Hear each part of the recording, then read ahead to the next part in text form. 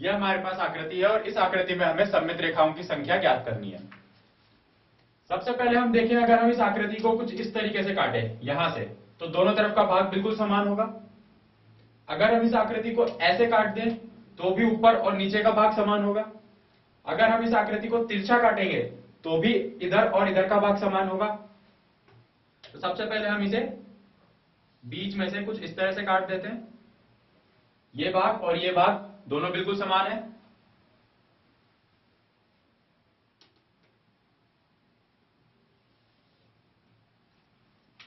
ऊपर और नीचे का भाग अभी भी समान है।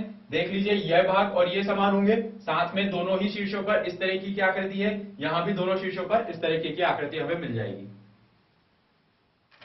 अब हम इस तरह विकर्ण के अनुदिश अगर काटेंगे,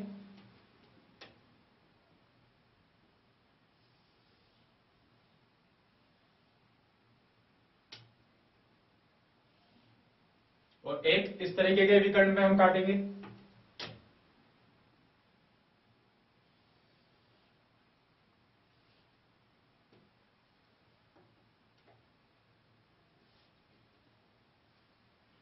तो इन विकर्णों के दोनों तरफ, यानी कि इस विकर्ण के यहां और नीचे की तरफ एक जैसी आकृति होगी और इस विकर्ण के भी दोनों तरफ एक जैसी आकृति होगी। अब इनके अलावा और कोई रेखा यहां पर नहीं बन सकती, तो हम कह सकते हैं कि इस आकृति में कुल 4 सममित रेखाएं बन सकती हैं।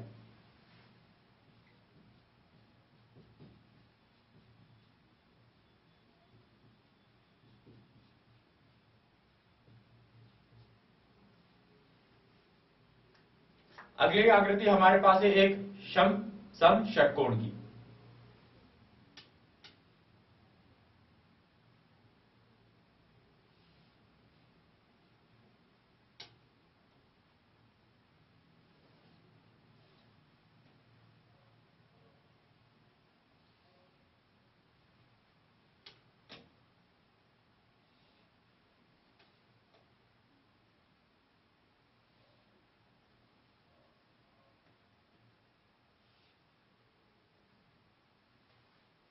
यह आकृति है हमारे पास। अब हम इस आकृति में सममित रेखाएं ज्ञात करते हैं।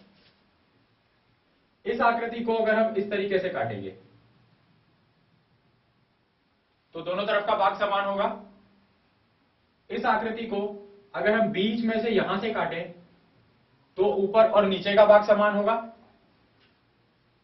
इस आकृति को अगर हम शीर्षों से इस तरह से भी काटें तो भी इस तरफ का भाग और इस तरफ का भाग, ये दोनों भाग समान होंगे। इन शीर्षों से काटेंगे तो हम इधर और इधर के भाग को समान देख सकते हैं।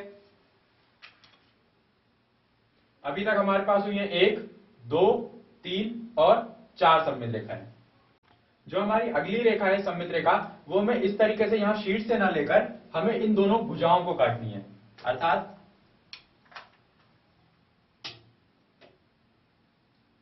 इस मध्य बिंदु से होते हुए हम ऐसे बीच में से यहां से काटेंगे तो दोनों तरफ का भाग हमें बिल्कुल समान भाग मिल जाएगा। और जैसा हम इन दोनों भुजाओं को काट रहे हैं वैसे हम इन दोनों भुजाओं को भी काट सकते हैं। तो अब हम इन दोनों भुजाओं को भी काट देते हैं।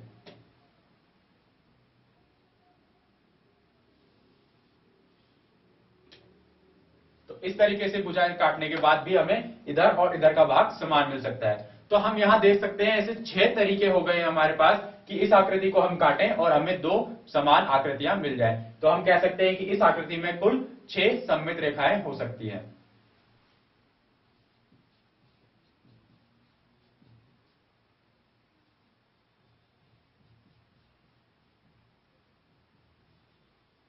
तो इस आकृति में हमारे पास है 6 सममित रेखाएं। यहां हमारे पास यह आकृति है, इसमें है हमारे पास 4 सममित रेखाएं।